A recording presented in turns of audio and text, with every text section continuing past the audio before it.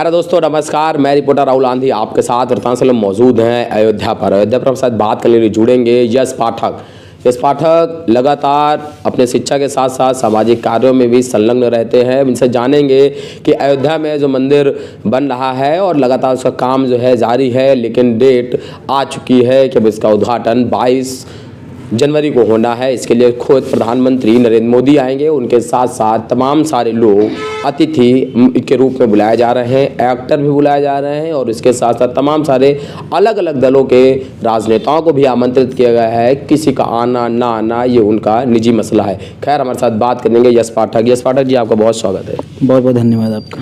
क्या लगता है, मतलब पूरा अयोध्या जो है अभी 2-4 सालों से देखा जा रहा है, डेवलपमेंट नगर के अंदर का देखा जाए तो तेज चल रहा है ना जी। तो पहले से अभी तक में अयोध्या में क्या चेंजमेंट देख रहे हो आप? अयोध्या में पहले से लेके अभी तक काफ़ी बदलाव हुआ है और अयोध्या में बदलाव होने के साथ साथ जो लोगों की सोच में और लोगों की मानसिकता में जो भगवान प्रभु श्री राम के प्रति थी, जो अयोध्या के प्रति थी, उसमें भी काफ़ी बदलाव हुआ है। जिस तरह से अयोध्या बदल रही है और ये मंदिर निर्माण अयोध्या में हो रहा है और ये मंदिर निर्माण के साथ साथ एक राष्ट्र निर्माण का भी ये काम कर रहा है। अच्छा, मंदिर निर्माण से राष्ट्र निर्माण का क्या ताल्लुकात है? देखिए, राष्ट्र निर्माण से ये ताल्लुकात है, जैसे हम लोग एक मांग ये भी करते हैं कि जब हम लोग यहाँ अयोध्या में रह रहे हैं, भारत में रह रहे हैं, जब हम लोग की संख्या यहाँ ज़्यादा है तो एक हिंदू राष्ट्र के रूप में हम लोग यही मांग करते हैं कि भारत को हिंदू राष्ट्र घोषित किया जाए। जैसे पाकिस्तान मुस्लिम देश है, मुस्लिम मुल्क है, और भी ऐसे कई मुस्लिम मुल्क हैं। तो हम लोग जब यहाँ रह रहे हैं तो हम लोग को जैसे हम लोग अपनी चीज़ों को पाने के लिए, संविधान में तो स्पष्ट है कि ये धर्मनिरपेक्ष है, और तो इसके लिए फिर कैसे आप करेंगे? नहीं, जैसे धर्मनिरपेक्ष है वो हम कह रहे हैं, तो संविधान से छेड़छाड़ होगी? नहीं, संविधान से कौन छेड़छाड़ होगी? तो फिर कैसे करेंगे? जैसे संविधान हमारे लिए सर्वप्रथम संविधान है, लेकिन जैसे अगर हमारी संख्या यहाँ ज़्यादा है तो जैसे जिसका आकलन किया जाता है तो हमारा भाई हिंदू राष्ट्र है, हम उसको मानेंगे।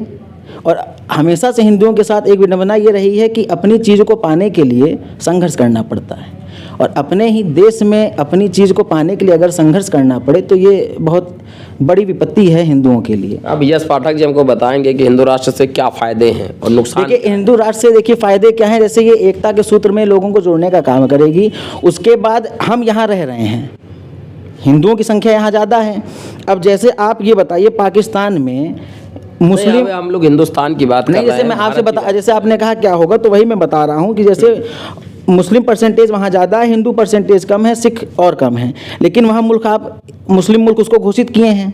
तो अगर हिंदुस्तान में हिंदू परसेंटेज ज़्यादा है तो आप इसको हिंदू क्यों नहीं, आप हिंदू राष्ट्र घोषित करना चाहते हैं? आप बताइए क्यों नहीं घोषित होगा? नहीं, हम नहीं कह रहे घोषित हो या ना हो, हम ये आपसे पूछ रहे हैं कि घोषित हो जाए तो इसके 2-4 फायदे बता दीजिए। जैसे देखिए, फ़ायदे क्या है, हमारा ये आस्था से जुड़ा हुआ है। जैसे राम मंदिर, लोग कह रहे थे राम मंदिर बनने से क्या फ़ायदा होगा, इससे बढ़िया स्कूल बनवा देते हैं, कॉलेज बनवा देते, अस्पताल बनवा देते। वो हमारा आस्था का विषय है, और आस्था के विषय पे कभी भी किसी भी प्रकार की कोई राजनीति हम लोग नहीं करते हैं। अगर जहाँ आस्था की बात है वहाँ राजनीति नहीं होगी, और अगर राजनीति हो रही है तो वहाँ आस्था नहीं है। उसके बाद तो उनसे मैं ये कहना चाहता हूँ कि जिस प्रकार जो भी बुद्धिजीवी जो लोग थे, जो लोग बताते थे राम मंदिर की जगह आप कॉलेज बनवा दीजिए, स्कूल बनवा दीजिए, तो जहाँ ज़मीन दी गई है मस्जिद को, वहाँ जो स्कूल कॉलेज क्यों नहीं बनवा देते, मस्जिद क्यों बनवा रहे हैं? और पिताजी हमारे शरद पाठक बाबा जी जब राम मंदिर निर्माण आंदोलन से जुड़े हुए थे, उन्होंने जय श्री राम के नारों के साथ अपने मुस्लिम भाइयों के साथ पंचकोसी परिक्रमा अयोध्या में करवाई, हिंदू मुस्लिम सौहार्द यात्रा करवाई। हमारे संगठन, जो हमारा मित्रमंच संगठन था, उसमें प्रदेश अध्यक्ष अभी वर्तमान में भी बबलू खान जी हैं, तो उन्होंने खुद बताया था कि उनके कुरान में लिखा हुआ है कि अगर कोई मुस्लिम नमाज जिस स्थान पे अदा करना चाहता है, अगर वह स्थान विवादित हो जाएगा तो उसकी नमाज जायज़ नहीं मानी जाती है।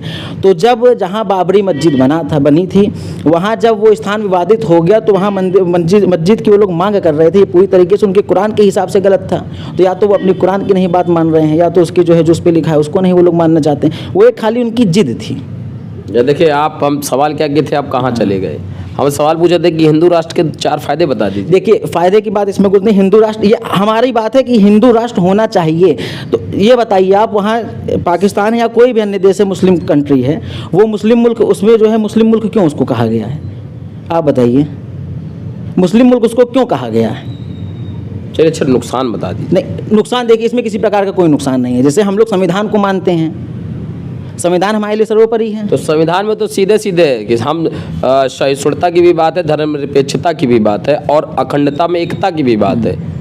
तो फिर अखंडता में एकता कैसे रहे? चलिए ठीक है, इसे बताइए, संविधान सब चीज़ है। जब संविधान है तो वक्फ बोर्ड क्यों लागू है? वक्फ बोर्ड का कानून क्यों लागू है यहाँ? आप ये बताइए। संविधान को या तो वो नहीं मान रहे हैं, भाई संविधान सबके लिए एक बराबर होना चाहिए, वो वक्फ बोर्ड पे क्यों चल रहे हैं? आप बताइए। वक्फ बोर्ड में ये है कि अगर वो किसी प्रॉपर्टी पे अगर उसने अपना हस्तक्षेप कर दिया कि ये प्रॉपर्टी वक्फ की संपत्ति है, तो आप सुप्रीम कोर्ट तक नहीं जा सकते। अपने ही देश में दो कानून कैसे हो सकता है? हम मान रहे हैं संविधान हमारे लिए सबसे ऊपर है, वो नहीं मान रहे हैं, वो वक्फ बोर्ड के कानून को मानेंगे, वो कुरान के हिसाब से चलाएंगे। आप किसी मुस्लिम भाई से आप ये पूछिए, देश का संविधान या कुरान पहले क्या है? आप हमसे यही पूछिए, धर्म या देश, तो हम पहले कहेंगे पहले मेरे लिए धर्म है, पहले मेरे लिए देश है, फिर मेरे लिए धर्म है। आप किसी मुस्लिम भाई से पूछिए कि पहले संविधान या कुरान, वो कहेगा कुरान। तो ये मानसिकता, ये सोच का फ़र्क है। अभी 22 तारीख को लेकर क्या तैयारियां चल रही है युवाओं के बीच में, क्या उत्साह है? देखिए, उत्साह तो ये है, भगवान रामलला जी की जो मूर्ति स्थापित होने जा रही है वो बाल स्वरूप में ही है। तो एक जो कनेक्टिविटी, चाहे युवा हो चाहे विद्यार्थी हो, जो एक बच्चों की जो कनेक्टिविटी भगवान से जुड़ती है वो सीधी जुड़ेगी। उसके बाद जो पहले के समय में युवा लाइन लेंथ उनकी बिगड़ रही थी, थोड़ा डाइवर्जन हो जा रहा था उनका, और पश्चिमी सभ्यता हावी हो जा रही थी। तो इसको पूरी तरीके से बदलने का काम आप ये कह सकते हैं कि भाजपा सरकार ने किया। अब हम भाजपा सरकार का नाम ले रहे हैं तो आप कहेंगे कैसे भाजपा ने किया? तो ये राजनीति की बात नहीं है। हमारी विचारधारा जो है, हमारी विचारधारा मैच किस पार्टी से कर रही है ये देखना चाहिए। हमारी विचारधारा पे काम कौन सी पार्टी कर रही है ये देखना चाहिए। हमारी विचारधारा पे काम अगर समाजवादी कर रही होती तो उसकी बड़ाई होती, बहुजन समाजवादी पार्टी, बहुजन बीएसपी कर रही होती उसकी बड़ाई होती, और कांग्रेस कर रही होती उसकी बड़ाई होती। लेकिन हमारी विचारधारा पे काम कौन कर रही है? बीजेपी। इसलिए जो है जहाँ भी रहेगा बीजेपी की भाई तारीफ होगी, योगी मोदी की तारीफ होगी।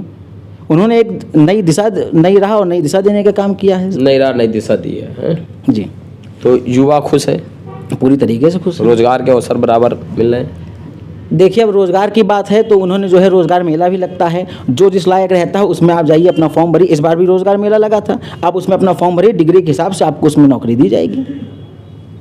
तो रोजगार मेला से सबको नौकरी मिल रही है? अब देखिए, जो जितनी वैकेंसी खाली, ये बताइए हमारे यहाँ अगर 100 वर्कर मेरे यहाँ काम कर रहे हैं, हमारे यहाँ 100 वर्कर काम कर रहे हैं, मेरी फैक्ट्री मान लीजिए, मेरी फैक्ट्री में 100 वर्कर काम कर रहे हैं, 10 लोग का स्थान खाली है। अब उस 10 लोग के स्थान के लिए अगर 100 लोग भर दिए तो हम 100 लोग को तो नौकरी दे नहीं पाएंगे ना। अब उस 100 में से 10 लोग को ही तो छांट के नौकरी देंगे। तो इसी प्रकार सरकार भी काम करेगी, वो दबाव एक है उसके ऊपर, लेकिन जितना उनके पास जितना रिक्त स्थान है उसी को दो पूर्ति करेंगे, उसको भरेंगे। कि जो है मालूम पड़े 20,000 लोग आवेदन कर दिए तो 20,000 को तो IAS IPS तो बना नहीं पाएंगे वो। आप बताइए। नहीं, आप बताइए। तो वही तो हम बताए हैं, जितना रिक्त स्थान है उसको पूर्ति करेंगे उसकी, उससे ज़्यादा तो कर नहीं पाएंगे वो। चलिए, तो प्यारे दोस्तों, हमारे साथ मौजूद थे यश पाठक जी। यश पाठक जी से बात की, जानने का प्रयास किया। यश पाठक जी का एक बात पर विशेष जोर था कि इस देश को हिंदू राष्ट्र बना दिया जाए। हालांकि वो अभी तक ठीक से नहीं बता पाए इसके फ़ायदे और नुकसान क्या हैं, लेकिन जो भी इनके विचार थे उस मुद्दे पर वो आपके सामने ही रहेंगे और ठीक इसी प्रकार मिलेंगे जिस प्रकार उन्होंने अपनी बात रखी है।